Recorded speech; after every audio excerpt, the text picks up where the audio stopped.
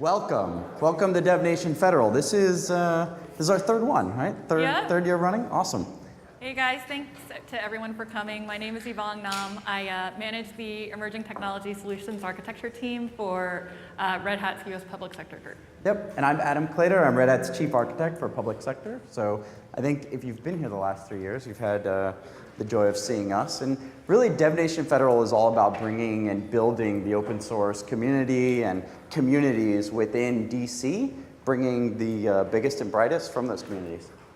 Quick show of hands. Raise your hand if this is your first DevNation Federal. Wow, actually that's most of the people in the room. That's awesome. Thank you guys so much for coming and supporting this event. It's really a labor of love for us on the DevNation Federal team. When we started this event 3 years ago, we were trying to find a way to bring the best about open source innovation right to government's doorstep, so right in downtown DC.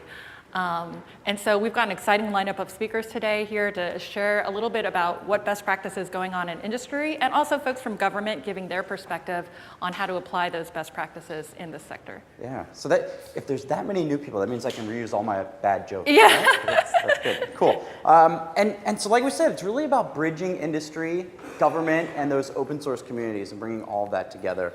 So if you were here last year or the year before, I mentioned that we're really getting close to this, this moment in technology where we're bridging cloud and high-performance computing, right? How many folks here do any sort of high-performance computing work in what they do? Very few. One guy way in the back. How many folks here are doing anything with cloud? Everybody raise their hand. Right, okay, excellent. So if you're not in the high-performance computing world, you don't know that the level of automation that we're seeing in the world of cloud has existed for years in the world of high-performance computing. Now, and we're going to hear a lot about Kubernetes while we're here, the ability to bring GPUs into a cloud environment begins to give everyone with a cloud account the ability to do high-performance computation in their cloud. And so I think it's pretty amazing that your next cloud is more than likely going to be a supercomputer, and your next supercomputer is more than likely to be a cloud. Cool. So in terms of the agenda today, our breakouts will be kicked off by Chris Short, Senior DevOps Advocate, and after that we'll have our own Chris Wright and Adam Clater from the Office of the Chief Technologist share their perspective on what they're seeing in open source communities today. And then we'll have a quick break. And then I'm really excited that we have Clayton Coleman here. So he's the lead Cloud Native Compute Foundation contributor to Kubernetes and one of the luminaries in that community. And then we'll have folks from government share their perspective on, again, how to apply those best practices in the government sector and spark innovation there. And then we'll do lunch, and we have 16 breakouts, as well as 4 labs. And Ashley wanted me to say there is a small typo in the agenda. So at 3 p.m., we have David Yu, the Chief Azure Architect for Federal Civilian at Microsoft, doing a breakout on the 3rd floor. So just a quick typo there. But that was some sort of recruitment effort. We were trying to get in over to Red Hat. Yeah? All right. And did you get Clayton's autograph yet? I know that was a priority for you. Oh, I'm definitely getting Clayton's autograph before he leaves. So. Quick shout out to our sponsors. We could not do this without their sponsorship, and a lot of them are here speaking as well. So thank you to IBM, Confluent, DLT Solutions, Vizuri, Hortonworks, CloudBees, Emergent, and Tremolo Security as well. So round of applause for them, if we please. Excellent. So next up, we're going to have Chris Short. And I loved the topic of Chris's session, DevOps is not war. I'm a bit of a history buff. I read through all the sessions that Chris had, and I was like, that's the one. That's the one that we absolutely have to have. So he's a senior DevOps advocate, Cloud Native Computing Foundation ambassador, as well as a partially disabled U.S. Air Force veteran. So thank you for your service, Chris. And with that, if you're ready, I think we'll give it to you. Thank you.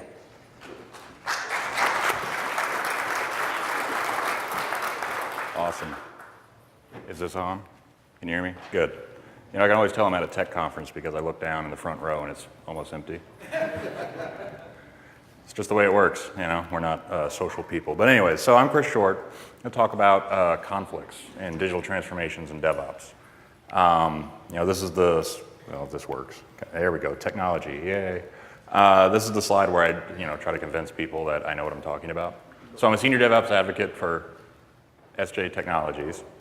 I run a DevOps, cloud native, and open source newsletter called DevOps-ish. I'm a Cloud Native Computing Foundation ambassador, and I'm also an opensource.com community moderator and DevOps co-lead, so I've been told I know something about DevOps. But this is a talk about war, and I put this slide up here for the sole purpose of showing you that despite sitting on a toilet underneath a Cisco switch in the early 2000s, I know something about war. I served in the Air Force from 1999 to 2010, and was injured in 2003, medically separated in 2010 when OIF and OEF started ramping down. So, conflict. It happens, like we're humans. We have opinions, we have thoughts. Conflicts occur in digital transformation all the time. Show of hands, who has gotten into a disagreement about how to implement some big changes in your work centers?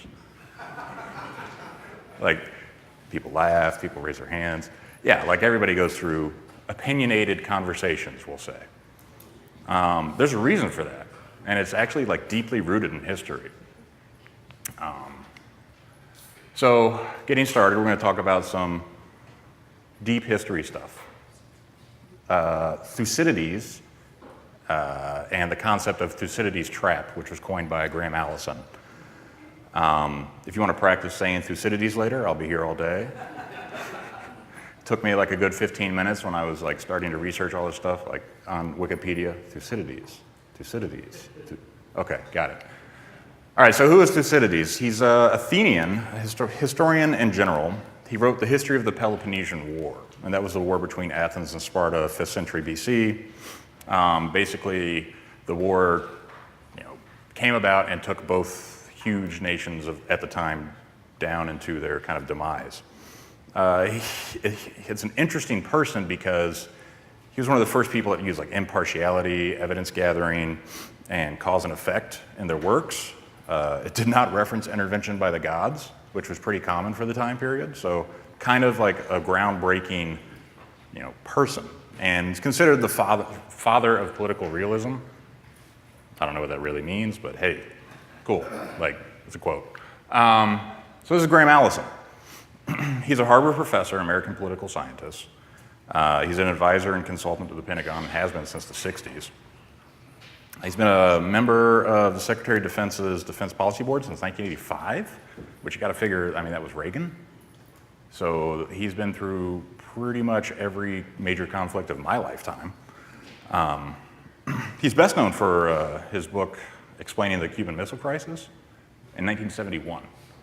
So kind of did that Thucydides kind of thing where it's like, oh, let's look at the history of this war, like right after it happened, after they lived through it. So Allison coined the term Thucydides' trap. And I'm going to actually read this because I love the word that's in here, and you'll probably know which one it is. Thucydides' trap refers to the natural, inevitable discombobulation that occurs when a rising power threatens to displace a ruling power. Well, how does that apply to DevOps? We'll get into that in a minute. This can happen in any sphere. Now, when Allison was writing the book that all this research came from, he probably didn't realize that it could apply in tech. It could apply literally anywhere. But intentions aside, when a rising power threatens to displace a ruling power, the resulting structural stress makes a violent clash the rule, not the exception. So hopefully you're not having violent clashes at your office, but who knows? All right, so over the past 500 years, there's been 16 cases of a rising power threatening an established power, including the Cold War, which apparently ended in peace, although all the proxy wars, you might want to put asterisks by that one. But 75% of the cases over the past 500 years where a rising power threatened a ruling power ended in war. 75% war. It happens. Conflicts happen. The 4 cases that avoided this outcome did so only because of huge, painful adjustments in attitudes and actions on the part of the challenger and the challenged alike. So as we go through these digital transformations, we try to think, try to balance that, DevOps is the new hot thing, or cloud native is the new hot thing. Remember that there are people there that have done this for a while, and they need to be brought on board, not rejected and pushed aside, which I've seen in quite a few places. So let's connect the dots here. DevOps, history, Thucydides. I'm going to say it like 20 more times. Humans are in general fearful, right? Like we fear change, we fear the unknown.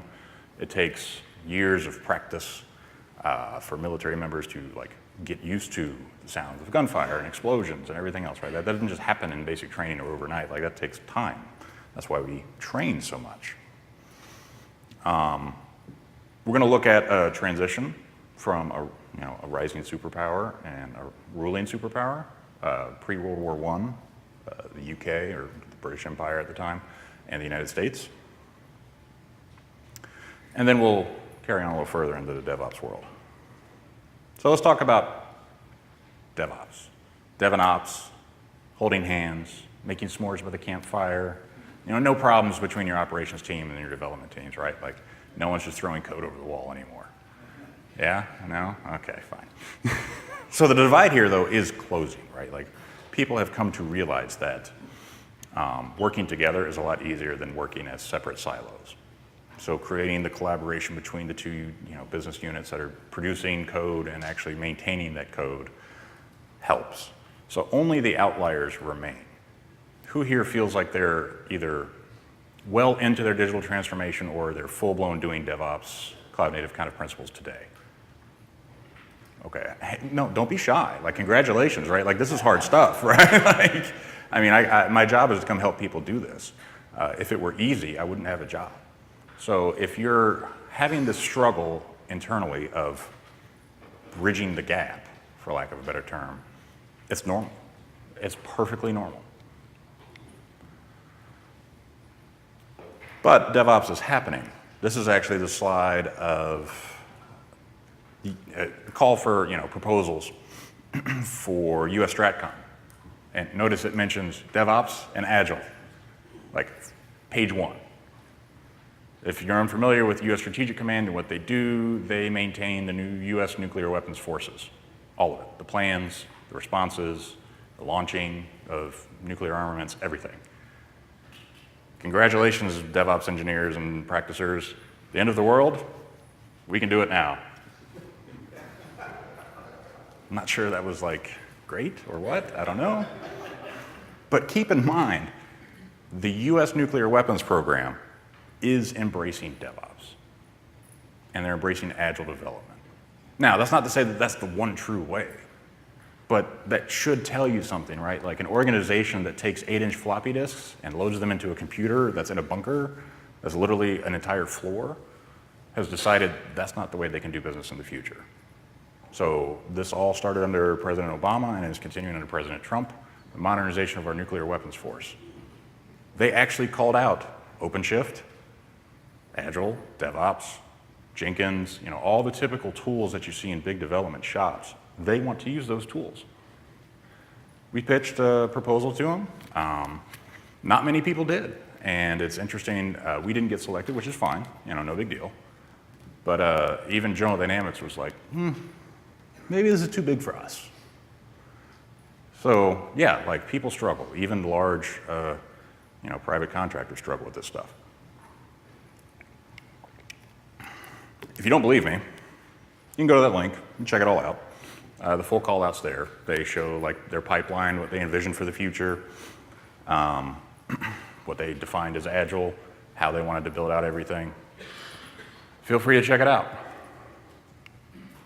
Now, with that being said, the phrase, well, that won't work here, I still hear it. And it's kind of like, I get it, Agile and DevOps might not work for you today, but change works for everyone because we work in technology. How many people just inherently say no to stuff because they just fear change? If your security departments are people that say just no instinctively, that's a problem, right? Like, you're going to get outmoded very quickly. Your organizations have no excuse to change. Like, you have to embrace change at an ever faster rate. And there's lots of studies that show smaller incremental changes are safer than large all-at-once planned deployments. But here's the thing. I know I'm going to hear that won't work here dozens more times in my lifetime, specifically talking about DevOps. Why is that? Fear. Plain and simple. Fear. It was the rise of Athens and the fear that this instilled in Sparta that made war inevitable. Fear can lead to wars. Fear leads to conflicts within organizations. Fear is one of the worst human emotions you can ever experience. We should not fear change as technologists these days. Change is constant. Minus printers. I don't know why I still can't get my Wi-Fi printer to work. Challenging the status quo can have horrible side effects, but can also have really, really amazing impact. If you don't believe Thucydides, ladies and gentlemen, I present Master Jedi Yoda. Fear leads to anger, anger leads to hate, hate leads to suffering. How many people are suffering through their kind of job every day because of some weird process that's been in place, and no one can tell you exactly why? Well, we've always done it this way. We've always done it this way. It means no one has challenged the status quo, which means that status quo is so deeply entrenched in your organization that no one can change it unless someone gets over their fear and presents a use case around changing that. It's the rise of something new, DevOps, that instills fear in people and makes conflict possible. Those silos, they exist for a reason. Something went wrong. Technology's hard. Any number of reasons. And these human handoffs that we do now and try to eliminate quite a bit are slowing us down, period. Do you think Facebook, not that they're the bastion of great technology companies anymore, do you think Facebook or Amazon sits there and says, oh yeah, here's our 300 line deployment plan to update a single feature on their website? No, they just do it. They have pipelines in place to test all the changes as they go through. Off they go. I once heard a couple weeks ago, we can't have any single person pushing a line of code to production. Whoa, what does that mean? I mean, someone had to actually say, I wrote this line of code and I had to give it to somebody else to actually deploy it to production. Why can't that be automated? Why can't a single developer push a line of code to production? If you have the right safeties in place and the right automation, that is totally possible. And big companies with big compliance problems, Amazon's in healthcare. I mean, HIPAA is a nightmare, right? Like, I've worked in HIPAA environments. I've worked in FSMA environments. I've worked in, SCIFs. Amazon has CIA in their private cloud, their gov cloud. They have healthcare. They have all these things. Their automation, their software enables them to do that. They're a tech company first. So let's look at a good example of this transition of power and how that can apply to DevOps. It's actually like one of the most recent and successful peaceful transitions. 1916, American GDP was taking over the combined economy of the entire British Empire. The entire thing. Like, the sun never set on the British Empire. Nope, GDP is bigger than that. Sorry. The British Prime Minister once said, a war with America not this year, but in the not distant future, has become something more than a possibility. This is the early 1900s. Revolutionary War, War of 1812, and now we're talking about another war with the United States. Come on, Britain, get over it. Give me a break. The First Lord of the Admiralty in 1901 said, I would never quarrel with the United States if I could possibly avoid it. The British Navy said they didn't want to fight the United States. Impressive. Ultimately, the, quote, special relationship was formed. The UK is one of our most confident allies. We can always count on the United Kingdom to come to our help, and they us.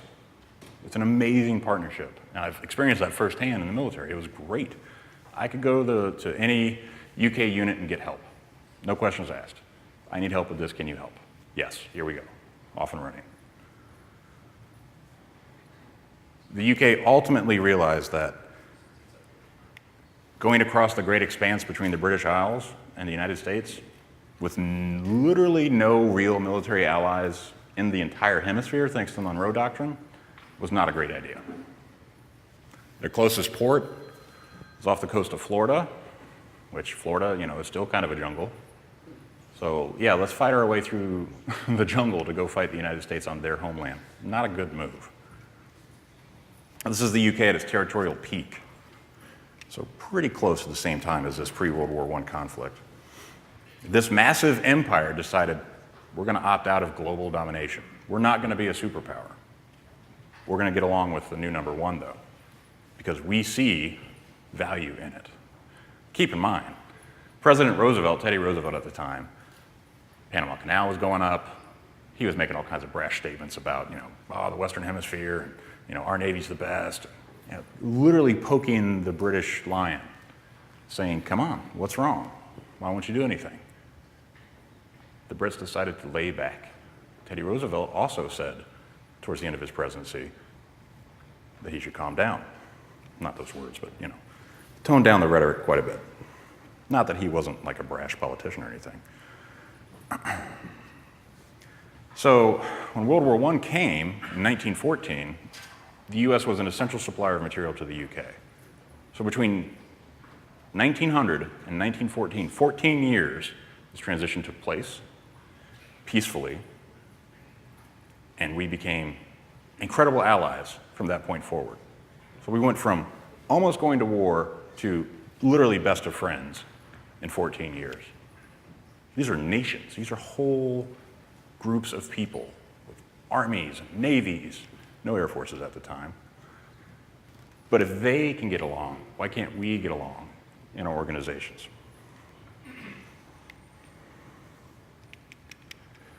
So, I feel like technology should make the world a better place. If you think it should make the world harder, I don't know why, right? Like, technology should make our lives easier. It should advance our civilization. We should go to the moon. We should cure cancer. We should have pacemakers. We should make life easier on everybody. But this change, we can't forget about the people that are, adversely or potentially adversely impacted by it. The original title of this talk was DevOps, the War Crime. Probably not a great title for a talk, a little provocative, maybe too much. But literally, some people feel threatened by cloud, fast changes. It's like, well, we've never done it like this. What are we going to do? How do we make these changes so quickly? Remember, humans fear change. Like, they inherently fear change. People, myself included, incessantly worry about their future. Remember a few years ago, there might have been a conference you went to where they talked about DevOps. It was about empathy. And we got empathy fatigue at one point, but it's still a very important part of any kind of digital change. Empathy. Care for your fellow humans. Technology is technology. So those ones and zeros are going to go wherever they want. Electrons flow, least resistance, it's science. Humans are meat popsicles that need love.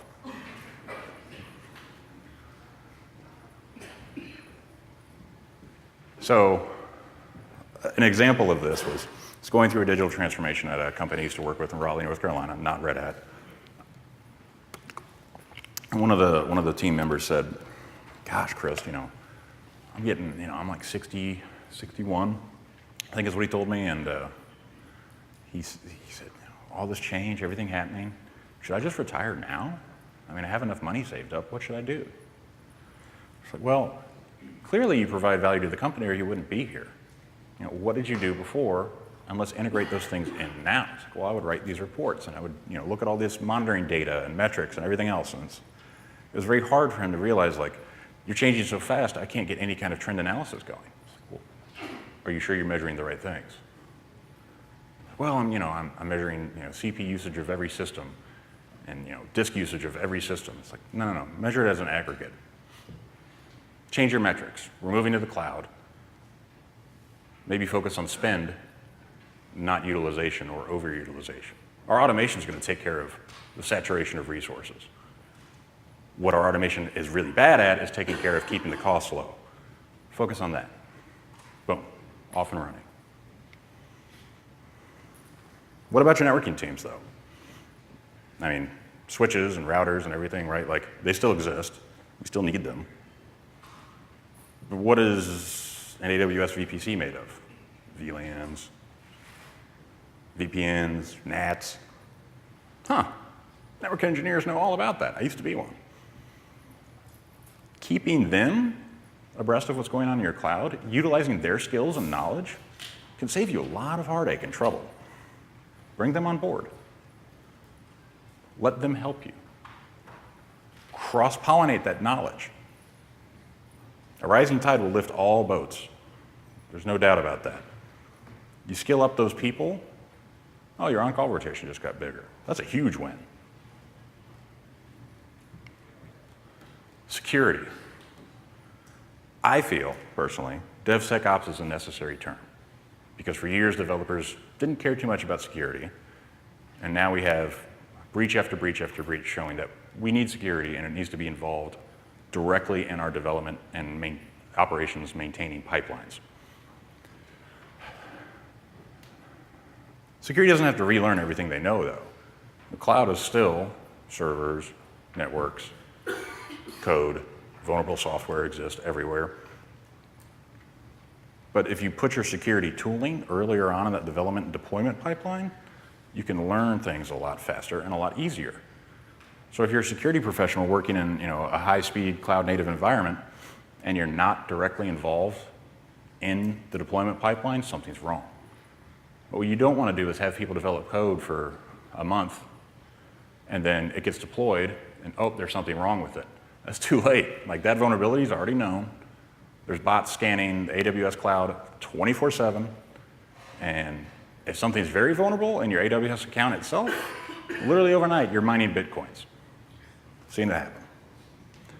So routinely scanning the code, routinely looking at your containers, routinely looking at your servers and saying what is vulnerable, replace it, make it immutable, change it out as fast as possible, is a huge win. Put the security people in the pipeline. Have them maintain those security tools. That's what they're best at.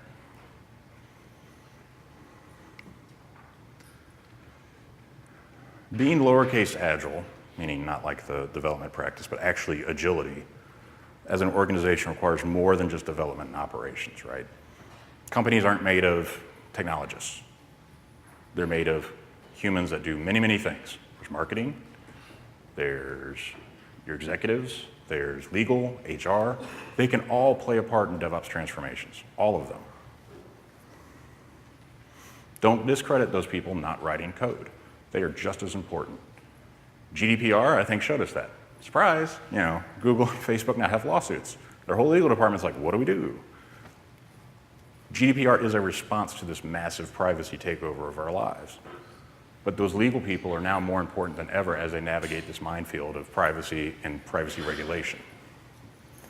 Look to your marketing people. Have an internal DevOps days. Have an internal meetup that you open up, maybe not to your competitors directly, but your local area and say, hey, we're having an event happen in our space. Can we get some marketing push behind it maybe? That brings in new ideas to your company for minimal amount of impact and money. Your people will have conversations with other people and learn how other things are doing and going in other organizations and learn from that.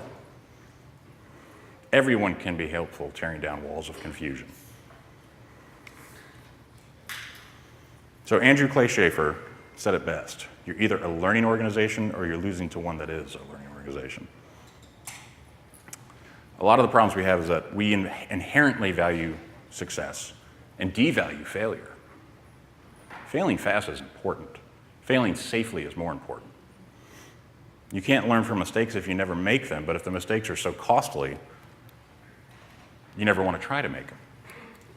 You start working yourself into a box, and you don't want to get out of this box because it's dangerous. Think about the person that invented the car. Horse and buggies were fine. Oh, if you go 35 miles an hour, you'll die. Those are common things from the auto manufacturing days that were like thoughts.